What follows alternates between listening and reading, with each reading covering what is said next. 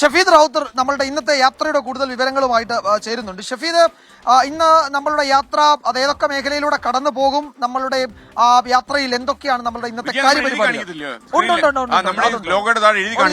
അപ്പൊ ഇപ്പൊ നമ്മൾ നിൽക്കുന്ന എവിടെയാണ്, നമ്മൾ അടുത്തതായിട്ട് ചെല്ലാൻ പോകുന്ന സ്ഥലം എവിടെയാണ് എന്നുള്ളത്, അവിടെ എന്താ നടക്കാൻ പോകുന്ന പരിപാടി, ഇതൊക്കെ സ്ക്രീനിൽ തന്നെ നിങ്ങൾക്ക് ലഭിക്കും. 24-ലും അതുപോലെ നമ്മുടെ ഡിജിറ്റൽ പ്ലാറ്റ്ഫോമുകളിലും ഫേസ്ബുക്കിലും ഒക്കെ തന്നെ നിങ്ങൾക്ക് ഇത് ലഭിച്ചുകൊണ്ടേയിരിക്കും. അപ്പോൾ ആളുകൾക്ക് നമ്മളെ കണ്ടെത്താനൊന്നും ഒരു ബുദ്ധിമുട്ടുമില്ല. നമുക്ക് ഒരു റഡാറൊന്നും വേണ്ട, അല്ലെ, സംവിധാനമൊന്നും വേണ്ട. ഓക്കെ, അപ്പോ ഷഫീദ് വിവരങ്ങൾ നൽകും. ഷഫീദ്, പറയൂ നമ്മളുടെ കാര്യപരിപാടികൾ ഇന്നത്തെ. Very good morning S Vijayakumar Hashmi. നമ്മൾ നേരത്തെ പറഞ്ഞതുപോലെ തന്നെ തിരുവനന്തപുരത്തെ ആദ്യ ദിവസത്തെ പര്യടനം നമ്മൾ ആരംഭിക്കുന്നത് ശംഖുമുഖത്ത് നിന്നാണ്. ശംഖുമുഖത്തിന്റെ ഒരു ഭാഗത്ത് ഞാനുമുണ്ട്. ഞാൻ ഈ കാണുന്ന ഈ വാഹനത്തിലാണ് നമ്മൾ യാത്ര ചെയ്യുന്നത്.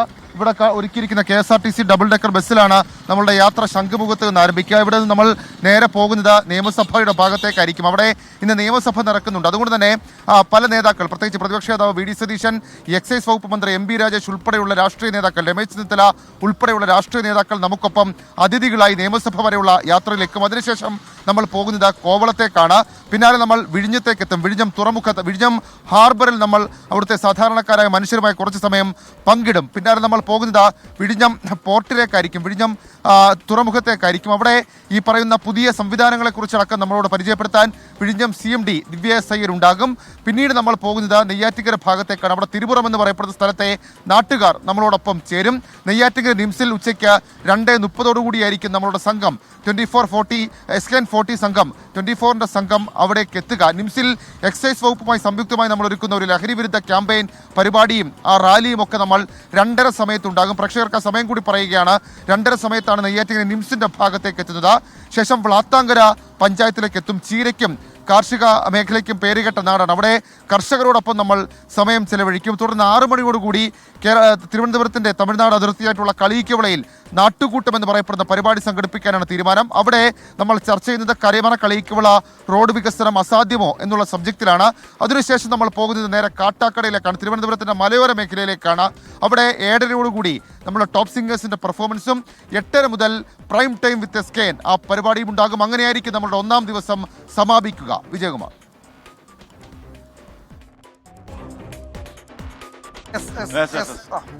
നമ്മളുടെ ഇന്നത്തെ യാത്രയുടെ വിവരങ്ങളാണ് നമ്മളുടെ ഷഫീദ് നൽകിയത് തിരുവനന്തപുരത്ത് നിന്ന്. SKN ഇന്നത്തെ യാത്രയുടെ വിവരങ്ങൾ ഇതിനോടകം TV കണ്ടോണ്ടിറങ്ങി.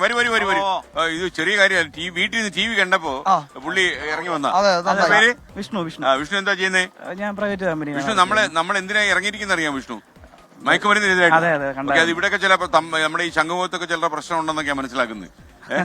അപ്പൊ അത് പ്രതികരിക്കാനൊക്കെ ആൾക്കാർ ഒരു ഭയമുള്ളൂ. ഭയക്കേണ്ട കാര്യമുണ്ടോ? വരൂ. അപ്പൊ അദ്ദേഹത്തിന് എന്തോ പറയാനുണ്ട്. അങ്ങയുടെ പേരെന്താ?